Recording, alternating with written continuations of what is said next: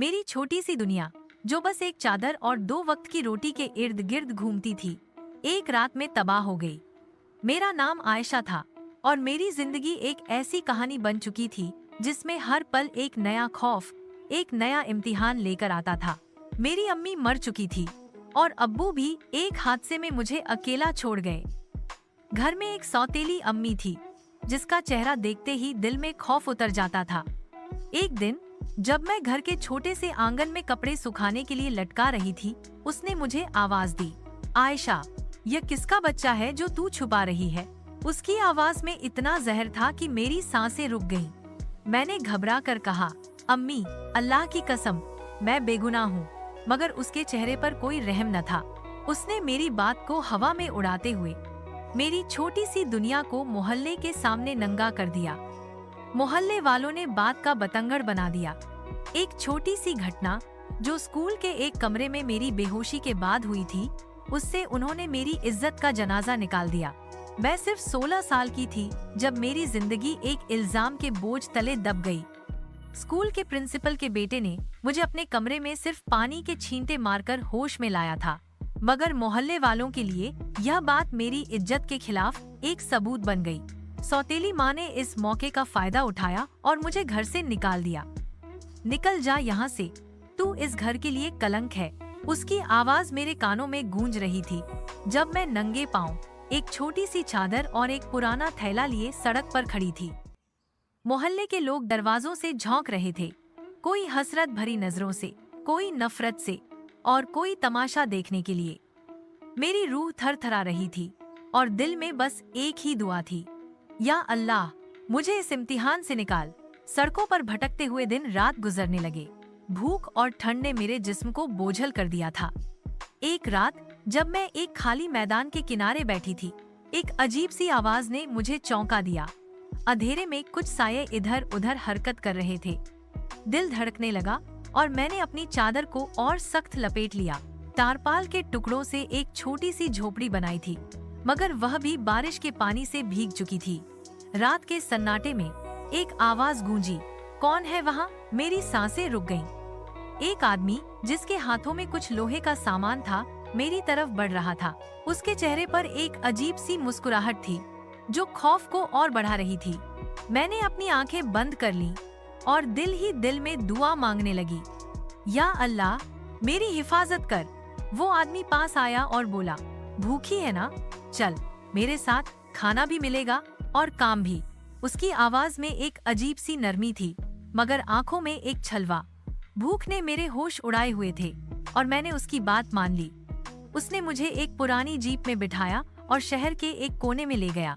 वहाँ एक पुरानी हवेली थी जिसकी दीवारें खस्ता हाल थीं और हर कमरे से एक अजीब सी खामोशी टपकती थी। वहाँ एक औरत थी जिसका चेहरा सख्त और आंखें तीखी थीं। उसने मुझे एक नजर देखा और अपने आदमी से कहा, यह काम चलेगी। मैंने सोचा शायद मुझे घर का काम मिल जाएगा, मगर दिल में एक अजीब सी बेचैनी थी। पहले दिन मुझे बर्तन धोने और सफाई का काम दिया गया। मैं खामोशी से काम करती रही, मगर हर पल मुझे लगता कि कोई मुझे घूर रहा है। रात को जब मैं छोटे से कमरे में लेटी तो एक अजीब सी आवाज ने मुझे जगाया। हवेली के बरामदे से कुछ लोगों के बोलने की आवाज आ रही थी। मैं दबे पांव बरामदे के पास गई और छुप कर सुनने लगी। वही औरत और आदमी बात कर रहे थे। इसे थोड़ी देर और यहाँ रखो, यह भी मासूम है, आसानी से जाल में फंस जाएगी, औरत ने कहा। मेरी रूह कांप उठी। अब सब कुछ वाज़ेह हो चुका था। यह हवेली कोई काम देने वाली जगह नहीं थी। यह एक गंदा जाल था जिसमें मुझे फंसाया जा रहा था। दिल में एक तूफान सा उठा। मैंने फैसला कर लिया कि यहाँ से निकलना है, चाहे कुछ भी हो जाए।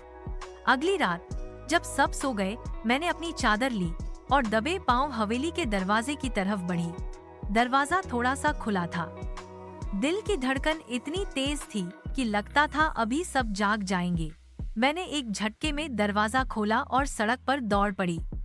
पीछे से किसी के चीखने की आवाज आई, मगर मैंने मुड़कर नहीं देखा।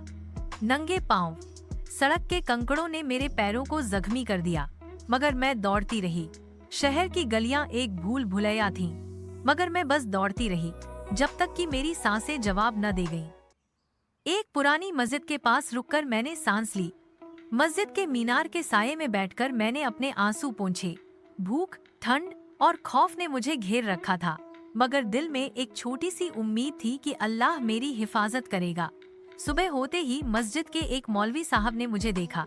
उनकी आंखों में शफकत थी। उन्होंने मुझे अपने घर ले जाया, जहां उनकी बीवी ने मुझे अपनी बेटी की तरह गले लगाया।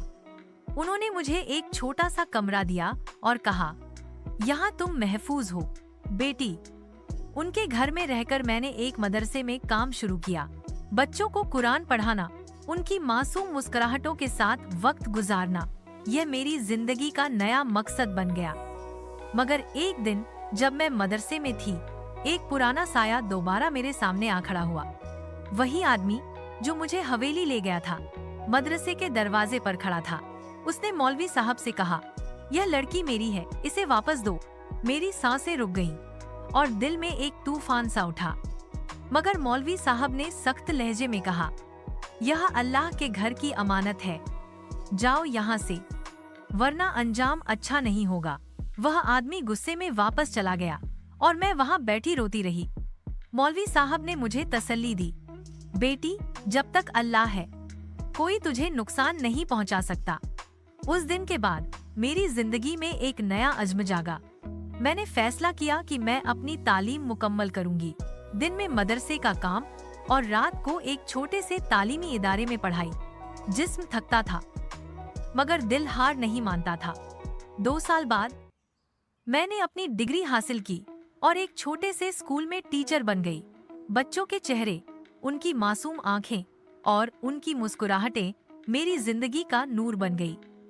मैंने अपने महे के साये को पीछे छोड़ दिया और अपनी मेहनत से एक नई दुनिया बसाई। अब मैं हर रात अपने छोटे से कमरे में फनी फन 2 इस्लामिक चैनल के वीडियो देखती हूँ। उनकी वीडियो में कुरान की तिलावत और जिंदगी के सबक मेरी रूह को सुकून देते हैं। हर वीडियो के साथ मैं दुआ करती हूँ कि अल्लाह मेरी हिफाजत करे और मुझे अपनी इज्जत पर कायम रखे। मैं अपने तमाम दोस्तों से गुजारिश करती हूँ कि फनी फन 2 इस्लामिक चैनल को सब्सक्राइब करें, वीडियो को लाइक करें, शेयर करें और कमेंट्स में अपने ख्यालात का इजहार करें। यह चैनल मेरी तरह हर उस शख्स के लिए एक रोशनी है जो जिंदगी के अंधेरों से निकलना चाहता है।